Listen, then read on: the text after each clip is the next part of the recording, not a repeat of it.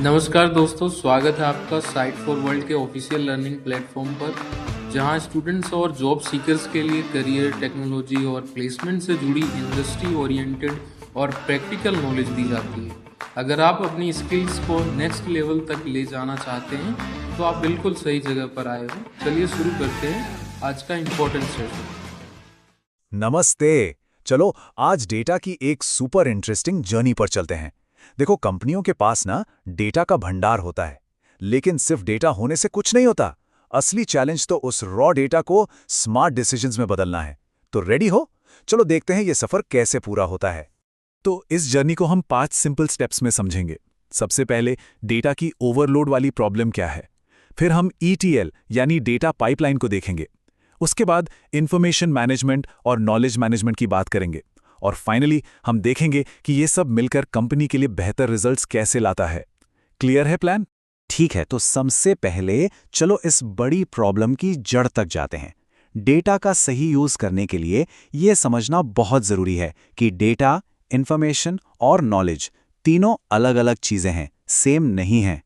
देखो स्क्रीन पर, डेटा क्या है? सिर्फ रॉ फैक्ट्स, जैसे किसी स्टोर की सेल्स के नंबर्स, बस नंबर्स हैं, कोई मतलब नहीं। फिर आती है इंफॉर्मेशन। जब हम उस डेटा को ऑर्गेनाइज करते हैं, जैसे कि किस सिटी में कितनी सेल हुई, तो ये इंफॉर्मेशन बन जाती है। लेकिन असली गेम तो तब शुरू होता है जब ये नॉलेज बनता है।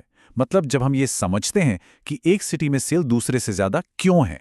समझ आ रहा है डिफरेंस? यही से स्मार्ट डिसीजंस लिए जाते हैं। तो सवाल ये है कि इतने सारे बिखरे हुए डेटा को काम की चीज में बदलना शुरू कैसे करें?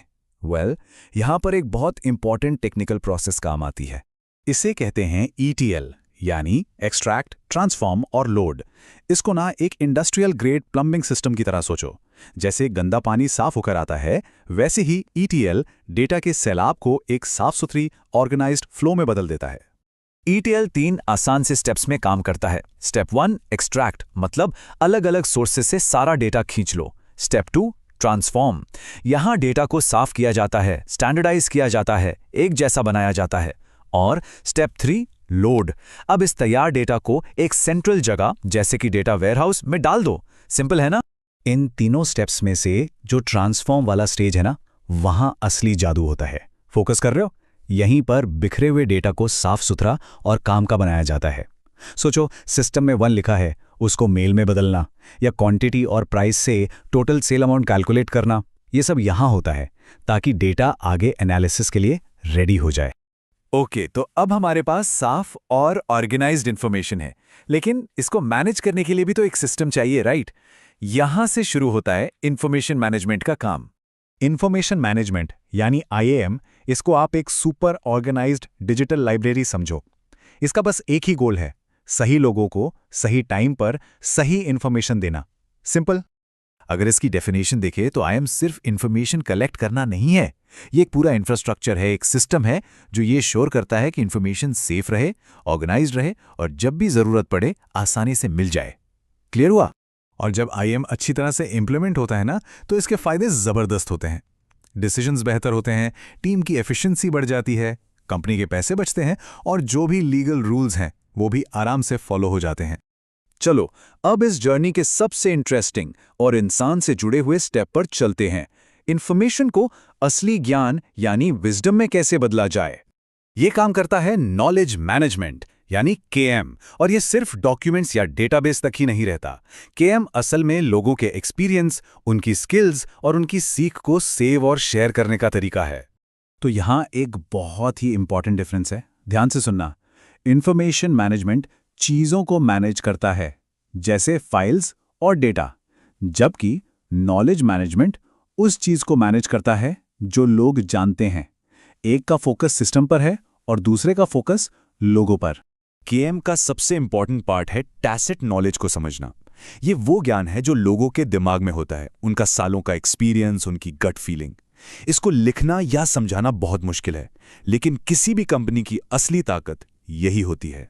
फिलोसोफर माइकल पोलानी ने इसको क्या खूब कहा था, हम जितना बता सकते हैं उससे कहीं ज्यादा जान सकते हैं। जरा सोचो इसके बारे में। आपको बाइक चलाना आता है, पर क्या आप इसके रूल्स स्टेप बाय स्टेप लिख सकते हो? मुश्किल है। या किसी का चेहरा पहचानना आप बस कर लेते हो, बिल्कुल वैसे ही एक मास्टर बेकर को पता होता है कि डो को कैसे नीड करना है। ये सब टैसिट नॉलेज है, ये किसी किताब में नहीं मिलता, एक्सपीरियंस से आता है। आप एक्टिव हो ना? तो चलो अब इस पूरी जर्नी के सारे पार्ट्स को जोड़ते हैं और देखते हैं कि आखिर में आपको मिलता क्या है। रेडी हो? तो ये है पूरी कहानी। कहाँ से शुरू हुई? रॉ बिखरे हुए डेटा से। फिर ये ईटीएल की पाइपलाइन से गुजरा और ऑर्गेनाइज्ड इंफॉर्मेशन बना। फिर जब इसमें इंसानी अनुभव और ज्ञान मिला तो ये एक्शनेबल नॉलेज बन गया। और आखिर में यही चीज बेहतर और स्मार्ट बिजनेस डिसीजंस को जन्म देती है।